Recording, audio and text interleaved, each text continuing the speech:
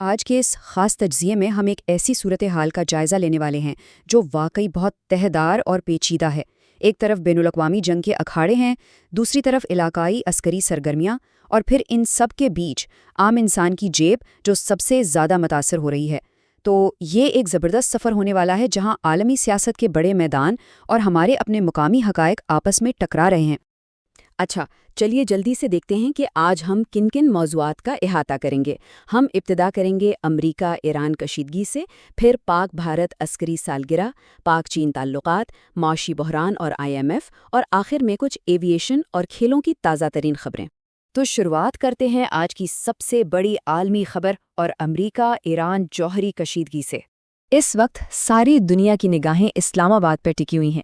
وال street general کی ایک حیران کن رپورٹ سامنے آئی ہے جس کے مطابق کچھ انتہائی اہم مذاکرات جاری ہیں، اور ان مذاکرات کا مرکز ایک 14 نکاتی مسودہ جو اس وقت ثالثوں کے زیر غور ہے۔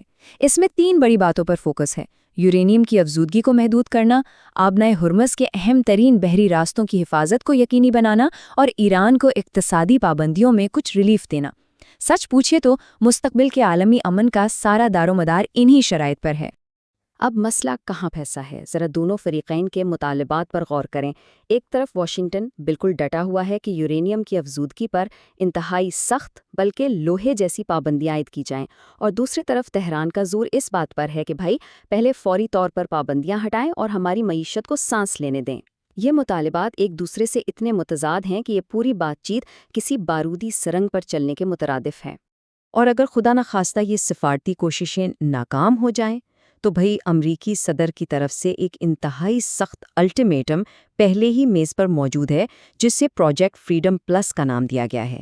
یہ کوئی ڈھکی چھپی بات نہیں رہی کہ اگر ٹیبل پر بات نہیں بنتی تو نتیجہ سیدھا عسکری یا انتہائی سخت نوعیت کے اقدامات کی صورت میں نکل سکتا ہے۔ لیکن ٹھہریے، اس پوری جیو پولیٹیکل گیم میں ایران اکیلا بالکل نہیں ہے۔ یہاں انٹری ہوتی ہے روس اور چائنا کی۔ یہ دونوں بڑی طاقتیں بڑی خاموشی اور مہارت سے ایران کو سپورٹ کر رہی ہیں۔ نیو یارک ٹائمز کی رپورٹس بتاتی ہیں کہ آبنائے ہرمز کے متبادل راستے نکالے جا رہے ہیں، بحیرہ قزوین کے ذریعے ڈرونز کے پرزے پہنچائے جا رہے ہیں، اور ہاں، 20 لاکھ ٹن روسی گندم بھی فراہم کی جا رہی ہے۔ مطلب پوری کوشش کی جا رہی ہے کہ اس زبردست دباؤ کے دوران ایران کی معیشت اور انفراسٹرکچر کو کسی طرح گرنے نہ دیا جائے۔ اب ذرا عالمی سیاست سے نکل کر اپنے خطے کا رخ کرتے ہیں اور بات کرتے ہیں پاک بھارت عسکری سالگرہ کی۔ جی ہاں، بھارت کے خلاف ایک تاریخی عسکری کامیابی کا 1 سال مکمل ہونے پر ملک بھر میں زبردست تقریبات کا انعقاد کیا جا رہا ہے۔ اس کا شیڈیول بھی کافی منظم ہے۔ صبح 9 بجے GHQ میں یادگار شہداء پر پھول چڑھانے سے ان تقریبات کا آغاز ہوگا۔ ٹھیک دوپہر 12 بجے ملک بھر میں ریلیاں نکالی جائیں گی، اور رات 8 بجے چاروں صوبوں کے آسمان شاندار آتش بازی اور لیزر لائٹ شو سے جگمگا اٹھیں گے۔ یہ سارا جشن ان رپورٹس کی یاد میں ہے جن کے مطابق بھٹنڈا اور ادھم پور سمیت 26 مختلف عسکری تنصیبات کو کامیابی سے نشانہ بنایا گیا تھا۔ اور یہ چیز ہمیں بالکل واضح طور پر بتاتی ہے کہ جنگ کا تصور اب کتنا بدل چکا ہے۔ رپورٹ کیے گئے دعووں کے مطابق ایک طرف تو وہ روایتی حملے تھے جہاں ایئر ڈیفنس سسٹمز اور برہموس ڈپو تباہ کیے گئے، لیکن دوسری طرف جو سب سے حیران کن چیز تھی وہ تھا ڈیجیٹل محاذ۔ بتایا جاتا ہے کہ انتہائی خاموش اور برق رفتار سائبر حملوں میں مخالف کے 96% سوشل نیٹ ورکس کو مکمل طور پر مفلوج کر کے رکھ دیا گیا۔ ٹیکنالوجی اور روایتی طاقت کا یہ امتزاج واقعی جدید جنگ کی ایک نئی شکل ہے۔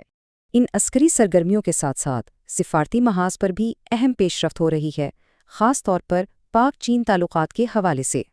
23 سے 25 مئی کے درمیان وزیر اعظم کا دورہ چین انتہائی اہمیت کا حامل ہے۔ یہ صرف 75 سالہ پرانی دوستی کا جشن منانے کا موقع نہیں ہے، بلکہ اسٹریٹجک لحاظ سے ایک بہت بڑا قدم ہے۔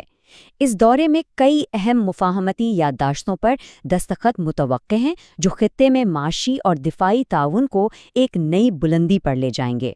بدلتے ہوئے عالمی حالات میں یہ سفارتی رابطے ایک ماسٹر سٹروک کی حیثیت رکھتے ہیں۔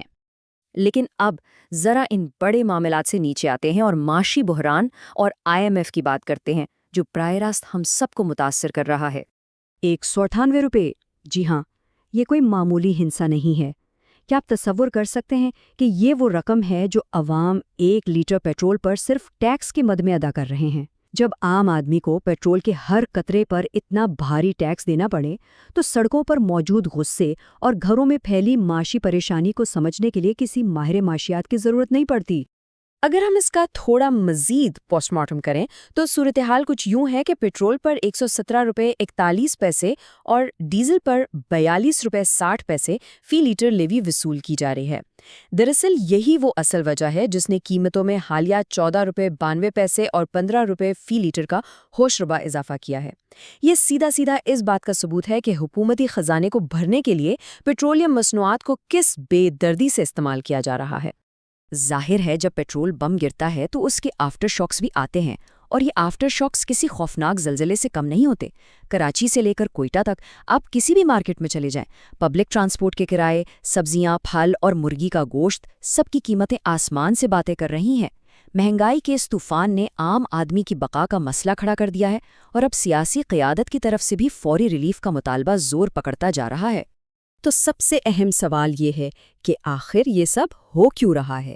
اس کا جواب ہے IMF کی ڈو مور کی شرائط۔ 1.32 بلین ڈالر کی لائف لائن حاصل کرنے کے لیے حکومت نے جو کڑوے گھونٹ پیے ہیں، ان میں بجلی اور گیس کی قیمتوں میں اضافہ، انتہائی سخت مانیٹری پالیسی اور عالمی مارکیٹ کا سارا بوجھ عوام کی جیب پر منتقل کرنا شامل ہے۔ گو کہ ان اقدامات سے ملکی ذخائر 17.5 ارب ڈالر تک پہنچنے کی امید ہے، لیکن اس کی جو قیمت مقامی سطح پر چکانی پڑ رہی ہے وہ واقعی ناقابل برداشت ہوتی جا رہی ہے۔ خیر، ان بھاری بھرکم خبروں کے بعد اب چلتے ہیں ایویشن اور کھیلوں کی کچھ تازہ ترین اپڈیٹس کی طرف۔ ملکی ایویشن کے میدان میں ایک نئی انٹری ہونے جا رہی ہے۔ ساؤتھ ایئر نامی ایئر لائن جون سے اپنی پروازوں کا باقاعدہ آغاز کر رہی ہے، جو یقیناً مسافروں کے لیے ایک اچھی خبر ہے۔ اور دوسری طرف کرکٹ کے دیوانوں کے لیے ڈھاکہ ٹیسٹ سے شاندار خبریں آئی ہیں۔ اذان اویس نے اپنے پہلے ہی ٹیسٹ میچ میں کیا کمال کی سنچری بنائی ہے، اور محمد عباس نے اپنی تباکن بولنگ سے 6 بار ایک اننگز میں 5 وکٹیں حاصل کر کے سب کے دل جیت لیے ہیں۔ تو ان تمام حقائق اور حالات کو سامنے رکھتے ہوئے ایک بہت بڑا سوال ذہن میں ابھرتا ہے۔ ایک طرف عالمی طاقتیں اپنے مہرے چل رہی ہیں، اور دوسری طرف ہمارے اپنے گھر میں معاشی دباؤ عوام کی کمر توڑ رہا ہے۔ ذرا سوچئے، آنے والے سال میں اس خطے کے لیے سب سے بڑا امتحان کیا ہوگا؟ کیا یہ بیرونی عالمی جیو پالیٹکس کا دباؤ ہوگا، یا پھر زمین پر موجود عام انسان کی وہ معاشی حقیقت جو ہر گزرتے دن کے ساتھ تلختر ہوتی جا رہی ہے؟ یہ وہ سوال ہے جو ہم سب کو سوچنے پر مجبور کرتا ہے۔